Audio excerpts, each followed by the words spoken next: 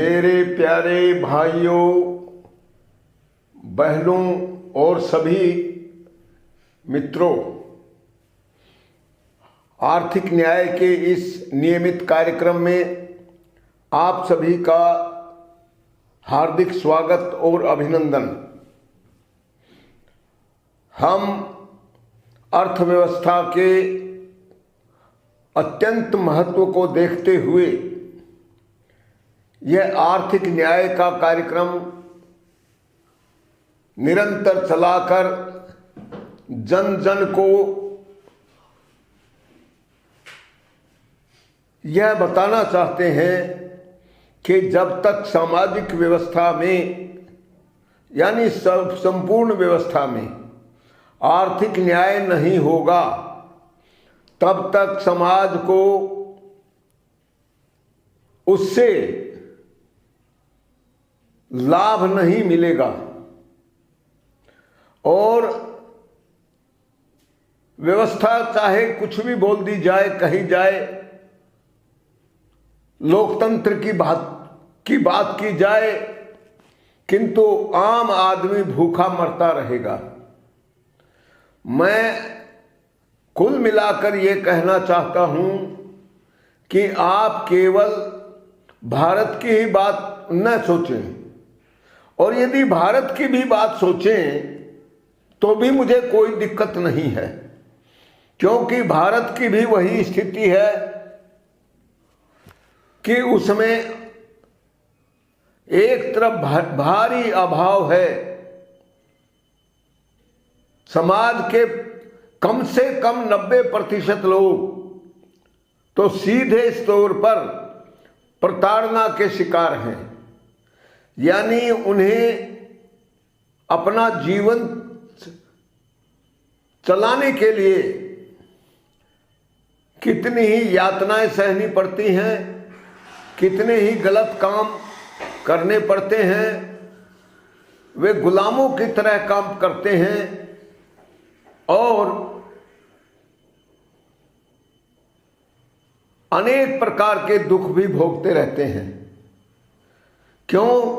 क्योंकि सारे प्राकृतिक संसाधनों पर जो सबका समान अधिकार होना चाहिए वह समान अधिकार कहीं नहीं है। और इसीलिए मैं बार बार इस बात को रेखांकित कर रहा हूं कि जब तक यह व्यवस्था नहीं बनेगी तब तक दुनिया में कहीं पर भी न्याय की स्थापना नहीं होगी। लोकतंत्र का मतलब सारे संसाधनों पर मुट्ठी भर लोगों का एकाधिकार होना नहीं है। हमारा कहना यह है कि पहले न्याय को ठीक प्रकार से समझ लीजिए और उसके बाद सारी व्यवस्था के ऊपर शुरू से अंत तक गंभीरता पूर्वक चिंतन कीजिए, तो उसका अंत में निष्कर्ष यही निकलेगा कि सारे प्राकृतिक संसाधनों पर सब व्यक्तियों का, सब लोगों का बिना किसी भेदभाव के समान अधिकार होना चाहिए। समान अधिकार होना चाहिए तो फिर इसका अर्थ आप ही सोचिए। मैंने तो सोचकर जो निष्कर्ष निकाला है वह आपके समक्ष लगातार बताने का प्रयास कर रहा हूं कि ऐसी स्थिति में एक व्यक्ति का जन्म सिद्ध अधिकार वह औसत से ज्यादा संपत्ति पर, प्राकृतिक संसाधनों पर हो ही नहीं सकता। और यदि कोई व्यक्ति योग्यता, क्षमता, पुरुषार्थ, युक्ति, आवश्यकता, रुचि आदि के सवाल पर प्रश्न चिन्ह उठाता है तो मैं कहूंगा कि वह औसत से ज्यादा संपत्ति अपने पास रख सकता है, लेकिन उसे छिपाने का अधिकार किसी भी व्यक्ति को क्यों मिलना चाहिए? गोपनीयता का अधिकार शासक को मिलना यह सबसे बड़ा अन्याय है, क्योंकि शासन करने वाले लोग ये समाज के मालिक नहीं माने जा सकते। अगर आपकी सोच यह है कि समाज के लोग वो शासक के गुलाम होते हैं, तो मैं इसे खारिज करना चाहता हूं। जब तक यह बात आपके हृदय में बहुत भीतर तक नहीं जाती, तब तक आप आर्थिक न्याय का अर्थ नहीं समझ पाएंगे। इसलिए आज जैसे अपने देश में वोट डालने का अधिकार है, वोट डालने के अधिकार के ऊपर मैंने पहले भी काफी टिप्पणियां की हैं, लेकिन वोट डालने का यह अधिकार आपका राजनीतिक अधिकार हो सकता है। जिस प्रकार घर में कोई व्यक्ति समझदारी पैदा होने पर, घर को संभालने की योग्यता होने पर उसके ऊपर स्वतः घर का बाहर आ जाता है, वैसे ही वोट डालने का अधिकार एक राजनीतिक अधिकार तो है, मैं इसको स्वीकार करता हूं, लेकिन उसकी बुनियाद को हिलाने का अधिकार नहीं है कि समाज के मूलभूत अधिकार को बदल दे। और यदि वह मूलभूत अधिकार को बदलता है तो आप उसे शासक चुनने की भी गलती मत करिए। इस बात को आज आप जिस प्रकार का घमासान हमें 5 राज्यों में दिखाई पड़ रहा है, उसको देखकर भी आप आसानी से समझ सकते हैं। राजनीतिक जो जादूगर हैं, जो विभिन्न दल हैं, पार्टियां हैं, ये अपने अपने एजेंडे प्रस्तुत करती रहती हैं और लोगों को मूर्ख बनाने के लिए नई नई बातें कहती रहती हैं। आज जिस प्रकार की घोर स्थिति आप देख रहे हैं, उसमें आपको यह समझ में ही नहीं आता होगा कि कब हम समाजवादी पार्टी के अखिलेश यादव की बात करें, कब हम नरेंद्र मोदी और जो योगी जी हैं उनकी उसकी बात को सही माने। दोनों ओर के लोग आपस में जिस प्रकार भिड़े हुए हैं, एक दूसरे के विरुद्ध बयानबाजी करते हैं, उससे आपको यह तो समझ में आ जाएगा कि कुछ न कुछ बदमाशी तो है। लेकिन बदमाशी को समझने में आप चाहे कितना ही समय लगा लीजिए, आप पूरी बदमाशी को नहीं समझ पाएंगे, ये मैं कह रहा हूं आपको। लेकिन अगर यह बात समझ में आ जाए कि औसत सीमा से ज्यादा संपत्ति का स्वामित्व किसी भी व्यक्ति को नहीं हो सकता, इसलिए औसत से ज्यादा संपत्ति का मालिक कौन फिर? तो वह सारा का सारा समाज। अर्थात यह जो हमारी सामाजिक कल्पना है, इसमें शासक हमारा मालिक नहीं, बल्कि मालिक कौन है? पूरा समाज है। पूरा समाज यानी आप उसमें समान हिस्सेदार हो।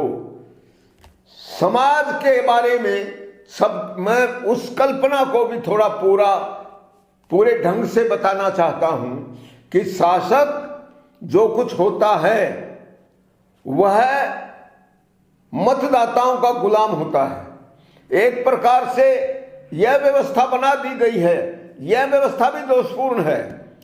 मेरे कहने का मतलब यह मत मानिएगा कि वोट देने का अधिकार यह लोकतांत्रिक अधिकार है। वास्तव में यह एक धूर्ततापूर्ण, अत्यंत चालाकीपूर्ण आपको धोखा देने का प्रयास है।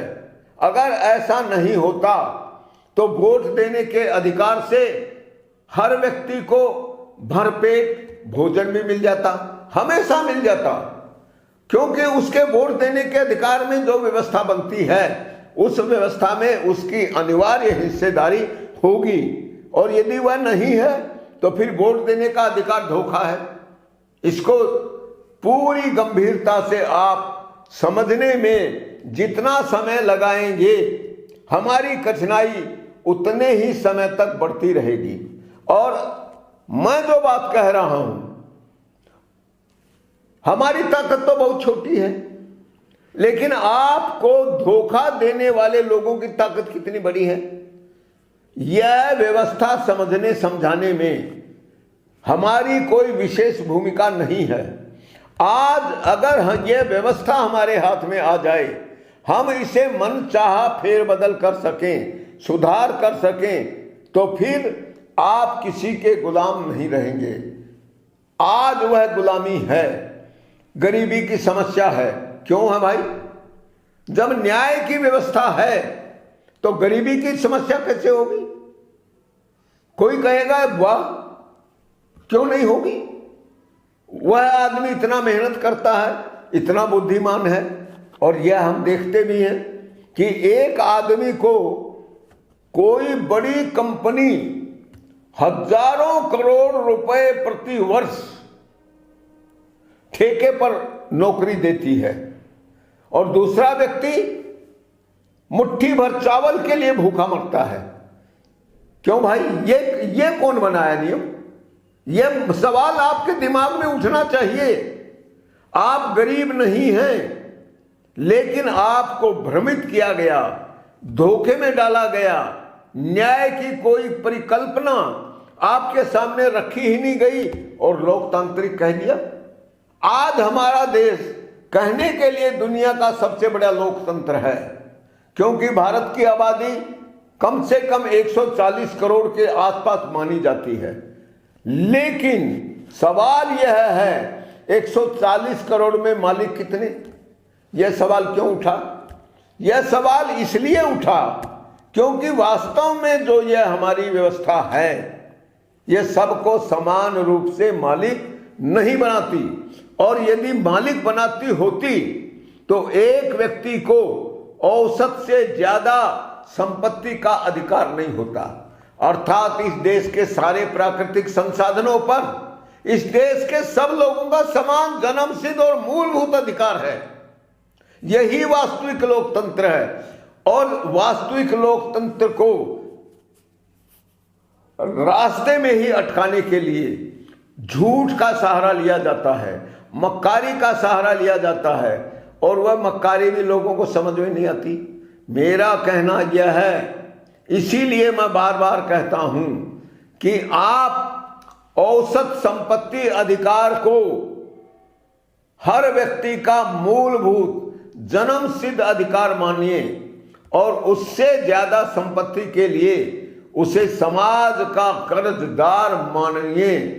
और मैं यह कहना चाहता हूं कि यह जन्म से मृत्यु तक हर व्यक्ति को साथ होना चाहिए, और इसीलिए औसत से ज्यादा संपत्ति पर ब्याज की दर से संपत्ति कर लगाइए। औसत से ज्यादा संपत्ति रखने वाला हर व्यक्ति समाज का कर्जदार है, वह ज्यादा संपत्ति का मालिक नहीं हो सकता। जब तक यह बात आप गहराई से समझकर इसे स्वीकार नहीं करेंगे, इसके ऊपर उठने वाले प्रश्नों को समझने या हल करने के लिए स्वयं कोशिश नहीं करेंगे, और हम इसमें आपके केवल सहायक हो सकते हैं। और हम पूरा प्रयास भी कर रहे हैं कि आपको यह गुत्थी समझ में आए, और इसीलिए इस छोटी सी बात को समझाने के लिए आपको कई बार बतानी पड़ती है। हमारे देश में जातिवाद है, जाति के नाम पर कितना वितंडावाद, कितना पाखंड होता है, इसे आप देखते हैं। सही और गलत व्यक्ति का संबंध जाति से नहीं है। हर जाति में सही और गलत व्यक्ति हैं, इस बात को हर व्यक्ति को स्वीकार करना पड़ेगा। इसी प्रकार संप्रदाय में भी है, इसी प्रकार देश में भी है। भारत पाकिस्तान, यह तो एक सामने जो व्यवस्थाएं बनी हुई हैं उसमें शत्रु की तरह व्यवहार करते हैं। लेकिन यदि हम मानव मात्र की समानता है, न्याय के आधार पर यदि हम उसे स्वीकार करें, तो फिर यह सारा विभाजन ही गलत है। अंग्रेजों ने दुष्टता पूर्वक, धूर्तता पूर्वक इस देश को दो भागे में बांटा। तो आपको यह बांटने वाली बात क्यों समझ में नहीं आई? क्योंकि अंग्रेजों ने आपको लूटा, खसोटा, बुरी तरह खसोटा और भारी अनेक अत्याचार किए। कितने लोगों को फांसी दी गई, कितने लोगों को गोली से उड़ा दिया गया, कितने लोगों का तो पता ही नहीं चला वे गए कहां। तो बंधुओं, वो भी छिप गया। और अंग्रेजों ने अपना कुकर्म करके जो अपार धन इस देश से लूटा था, वो कहां गया था? किसी ने बताया क्या? किसी ने पूछा क्या? वो चला गया ब्रिटेन में। और ब्रिटेन ने उसको कहां छिपा कर रखा? कितना धन था? यह सवाल भी उठा क्या? यह आज तक किसी भी शासक ने नहीं उठाया है। वास्तव में यह जो सवाल है, यह नहीं उठना ही इस षड्यंत्र का सबसे अच्छा सबूत है। यह बात हम आपको बार बार समझा रहे हैं और आपको इसे समझना चाहिए। जो हमारी पूरी व्यवस्था है, न्याय व्यवस्था की बात करें, राजनीतिक व्यवस्था की बात करें, आपकी कार्यपालिका की बात करें, सब जगह यह झूठ लागू होता है।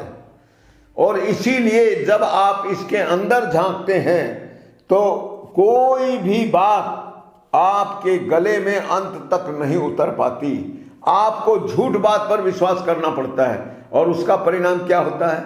उसका परिणाम गरीबी, भयावह दुख, गुलामी, शोषण, अत्याचार, अन्याय, यह पूरी दुनिया का अटूट हिस्सा बना हुआ है।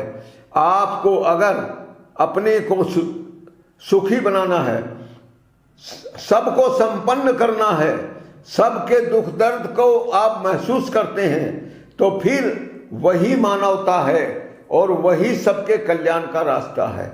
इसलिए बंधुओं, आज जो मैं आपको समझाना चाहता था वो यह है कि आज उत्तर प्रदेश के चुनावों को लेकर जिस प्रकार के नित नए हथकंडे अपनाए जाते हैं, वह सब आपके सामने है। मैं किसी भी राजनीतिक दल के ऊपर न तो आक्षेप करना चाहता हूं और न ही उसके ऊपर अलग अलग टिप्पणियां करना चाहता हूं, क्योंकि यह काम आप लोगों का है।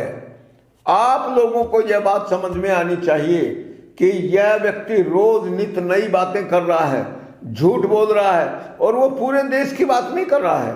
कभी किसानों की बात करता है, कभी मुसलमानों की बात करता है, कभी दूसरे तीसरे चौथे इसी प्रकार की बकवास करता है। कुछ लोगों के नाम लेता है और फिर उसका वही सिलसिला शुरू हो जाता है। यह अपने आप में षड्यंत्रों का एक नमूना है।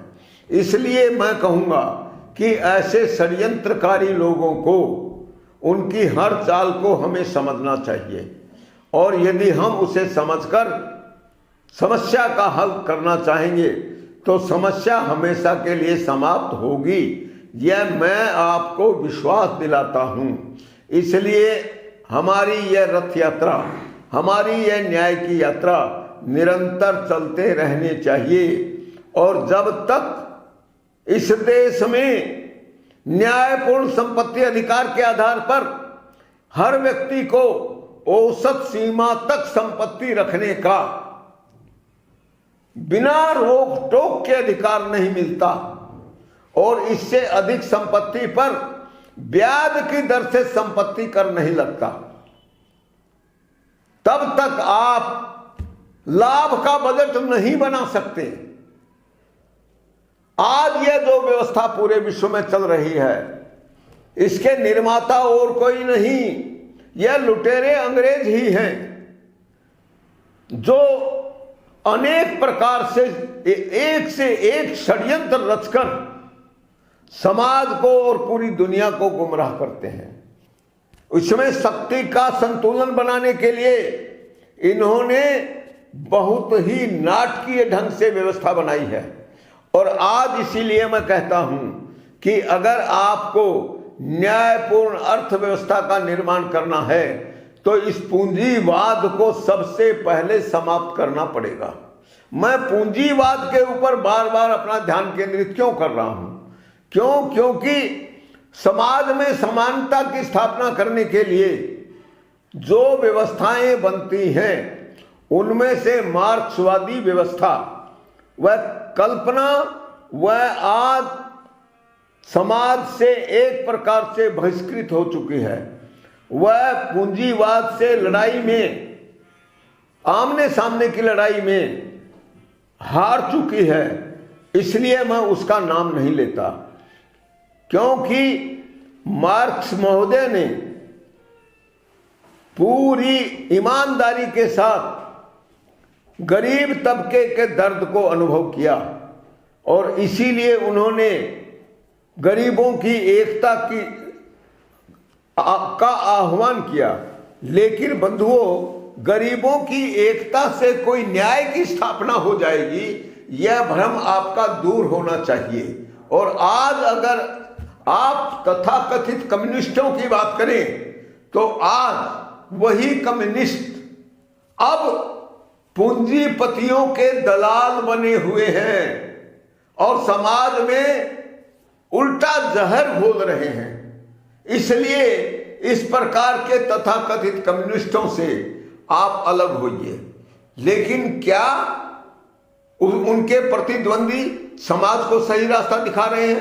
क्या समाज में न्याय की, एकता की, समानता की, सुख की उपलब्धि कराने के लिए कोई योजना बना रहे हैं? तो मैं कहना चाहूंगा, यह दुर्भाग्य की बात है कि जिन लोगों को न्याय की स्थापना करने के लिए बाकी सब वाद विवादों को छोड़ देना चाहिए, उधर कोई प्रवृत्ति नहीं हो रहा है। और मैं इस बात की ओर फिर ध्यान दिलाना चाहता हूं कि मोदी जी न्याय की बात नहीं कर रहे हैं। मोदी जी जो कुछ कर रहे हैं वो थोड़ा अलग बात है, जिसके ऊपर मैं ये बात स्पष्ट करना चाहता हूं कि आर्थिक नीति के मामले में मैं भाजपा से बिल्कुल सहमत नहीं, आरएसएस से मैं बिल्कुल सहमत नहीं। और मेरा प्रयास यही है कि आरएसएस हो चाहे पूंजीवाद हो, यह भारतीय सनातन संस्कृति का मूल तत्व नहीं है। यह वसुधैव कुटुंबकम की जो परिकल्पना है, यह उसके अनुसार धारणा नहीं है। और उसके अनुसार धारणा को यदि आप स्वीकार करते हैं तो आर्थिक न्याय की हमारी जो कल्पना है उसी के ऊपर आपको स्थिर होकर सोचना पड़ेगा। और उसी में से जो व्यवस्था निकलेगी, जिसके ऊपर मैं बार बार जोर दे रहा हूं, वह ही पूरी मानवता की रक्षा करेगी। वह ही प्रत्येक व्यक्ति को सुख, शांति, सम्मान और स्वतंत्रता के साथ साथ जीवन का असली आनंद दे सकेगी। बंधुओं, इसलिए आप मेरी बात को बार बार सुनिए। इसका मतलब यह नहीं है कि हम कोई नई बात बताना नहीं चाहते। हम प्रयास करते हैं कि नई नई बात आती रहे, आपको उसमें नई रुचियां पैदा होती रहें। समाज में अनेक प्रकार के मतभेद हैं, स्त्री पुरुष के मतभेद, अगड़े पिछड़े के मतभेद, ये जो SC ST के नाम पर जो भारत में जो एक विभाजन रेखा खींची गई, यह भी समाज को धोखे में डालने का प्रयास ही है। मेरा कहना यह है, अगर आर्थिक न्याय की स्थापना के लिए उचित कानून बना दिया जाए तो फिर आपको इससे वंचित कोई नहीं कर पाएगा।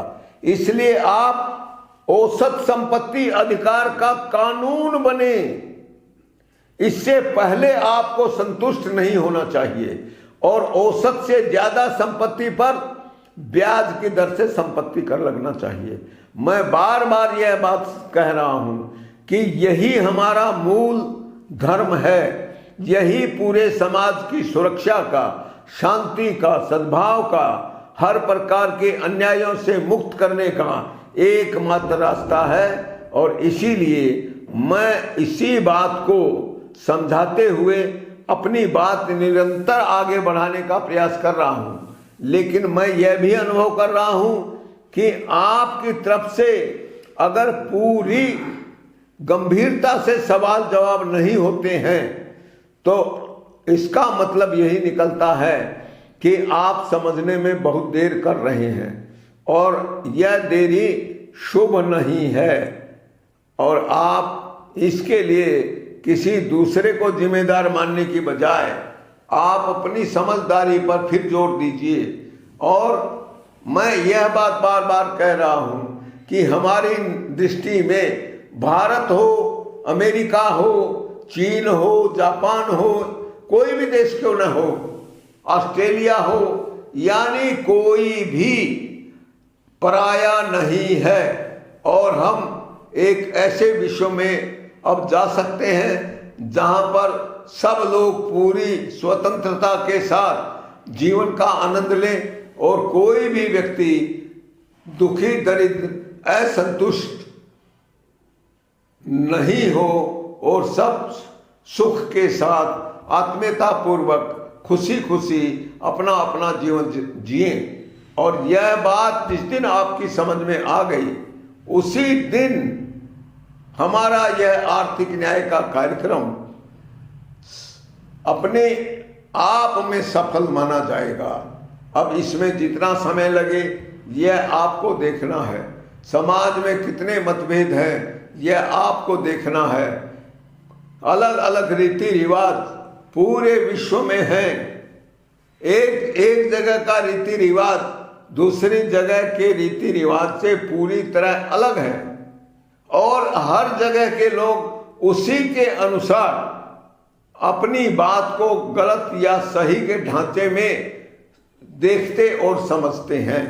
इन सारी कठिनाइयों को समझते हुए बंधुओं, मैं फिर से आप सभी बंधुओं का हार्दिक अभिनंदन करता हूं और फिर आर्थिक न्याय को कायम करने के लिए पूरे विश्व को, पूरी विश्व की मानवता को मैं अपना नमस्कार करता हूं। सब लोगों को, भाइयों को मेरी हार्दिक शुभकामनाएं। आप इसी प्रकार लगे रहिए और इसमें उबने की बजाय बारीकी से इसके मतभेद, इसकी विशेषताएं, उन्हें समझते हुए कुछ प्रश्न उठाना शुरू करिए ताकि प्रश्न उठने पर उचित उत्तर दिया जा सके। अगर आप आर्थिक न्याय को नहीं समझते हैं तो इसकी स्थापना भी नहीं हो सकेगी, और यदि इसकी स्थापना नहीं हो सकेगी तो हमारे कार्य की सफलता संदिग्ध रहेगी और यही सबसे दुखद बात होगी। लेकिन आप इसको साकार करेंगे इसका पूरा विश्वास है और आपके साथ इसी विश्वास को कायम रखते हुए मैं अपनी वाणी को विराम देता हूं। नमस्कार। जय भारत, जय जगत।